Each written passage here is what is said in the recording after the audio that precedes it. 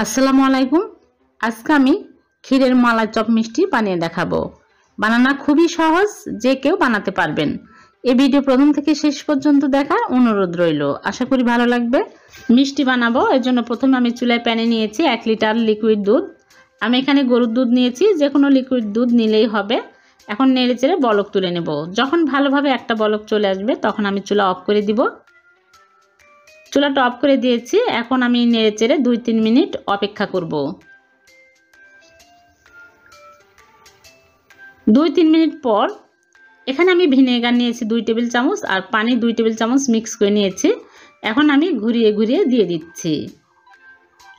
দিয়ে নেড়ে চেড়ে নিলে দেখা যাবে ছানা পানি আলাদা হয়ে যাচ্ছে। যখন দেখবেন যে সবুজ পানি বের হয়ে গেছে তখনই ছানাটা ভালোভাবে রেডি হয়ে গেছে। এখন আমি চুলা থেকে নামিয়ে সাথে সাথে একটা স্ট্রেনারে ঢেলে সাথে সাথে ঠান্ডা পানি দিয়ে ধুয়ে নেব, যেন টক ভাবটা চলে যায়। এখন আমি হাত দিয়ে ভালো করে চেপে চেপে পানি ফেলে দিব। ঝুলিয়ে রাখার কোনো প্রয়োজন নাই, কম ছানা, ভালো করে চেপে চেপে নিলেই হবে। এখন আমি একটা প্লেটে নিয়ে নিচ্ছি, একটুখানি মথে নিব। এই ছানাটা যেমন তেমন হলেই হবে, অত পারফেক্ট না হলেও হবে। এখন আমি এক সাইডে রেখে দিচ্ছি আর এদিকে চুলায় আরেকটা প্যানে নিয়ে নিচ্ছি লিকুইড দুধ 1 লিটার। আমি ডিপ ফ্রিজে রেখেছিলাম। এখন আমি নেড়ে চেড়ে জাল করে ঘন করে নেব। অনেকটাই ঘন হয়ে আসছে। এখন আমি এর মধ্যে দিয়ে দিচ্ছি কনডেন্স মিল্ক, পরিমাণ মতো দিয়ে নিচ্ছি। আপনারা চাইলে চিনিও হাফ কাপ দিতে পারেন কনডেন্স মিল্কের পরিবর্তে।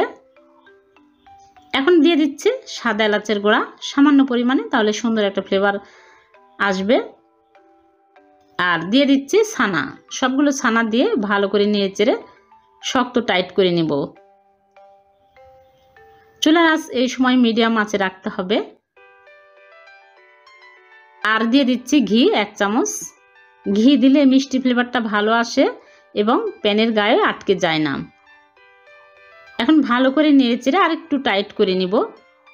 আরেকটু কনডেন্স মিল্ক দিয়ে নিচ্ছি, কম মনে হচ্ছে তাই।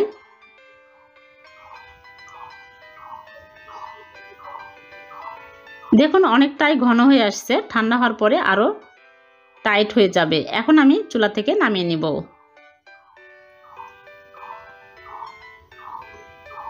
চুলা থেকে নামিয়ে একটা প্লেটে ঢেলে ঠান্ডা করে তারপরে মিষ্টির শেপ দিয়ে নিব।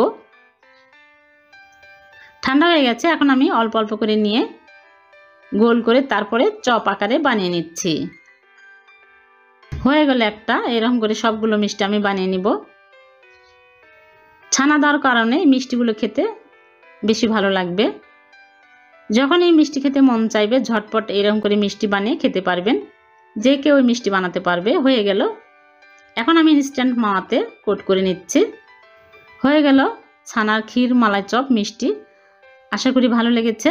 ভালো লাগলে লাইক দেবেন, চ্যানেলটিকে সাবস্ক্রাইব করে রাখবেন এইরকম সহজ নতুন নতুন রেসিপি পাওয়ার জন্য। আবার দেখা হবে নতুন কোনো রেসিপিতে। সে পর্যন্ত ভালো থাকবেন। আল্লাহ হাফেজ।